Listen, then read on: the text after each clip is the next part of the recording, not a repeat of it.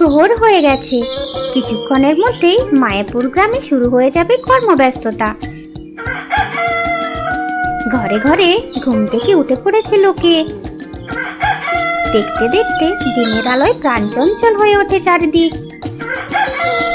আজ তো আবার হাটবার, অনেক বেচা কেনা হয় আজ। রোজকার মতো বালু চায়ের জল গরম করতে দিয়েছে। খদ্দের আসার আগেই তৈরি হয়ে নিচ্ছে ও। ঘুম থেকে উঠতে আজ একটু বেলা হয়ে গেছে বুগ্গুর। বাড়ির চারদিক তাড়াতাড়ি পরিষ্কার করতে হবে। কত কাজ এখন ওর। কাপড় কাচতে হবে, বাসন মাজতে হবে, তবে তো রান্নাঘরে ঢুকতে পারবে ও। ডুগ্গুর জন্য খাবার বানিয়ে দিতে হবে কিনা।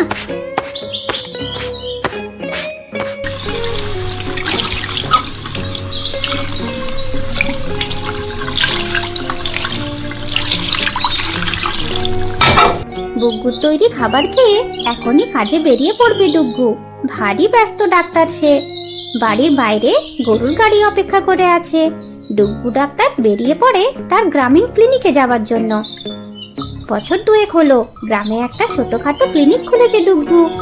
আস্তে আস্তে পরিচিতিও বাড়ছে এখন।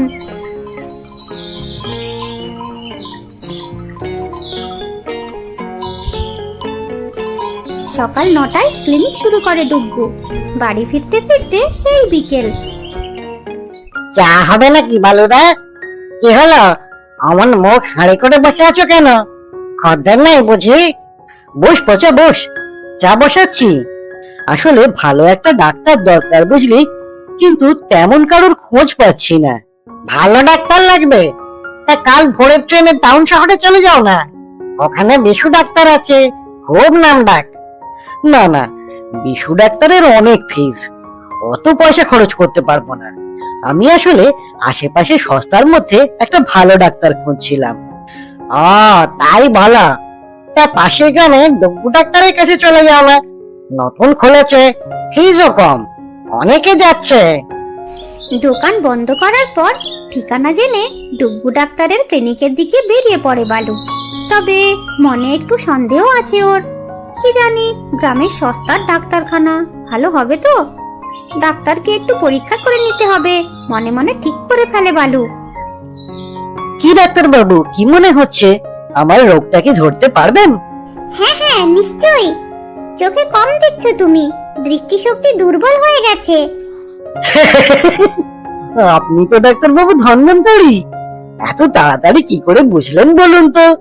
বাইরে বড় করে আমার বোর্ড দেওয়া আছে, তবুও তোমার চোখে পড়েনি যে আমি জন্তু জানোয়ারের ডাক্তার?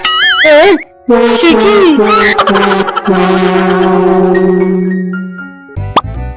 বন্ধুরা লাইক দিও।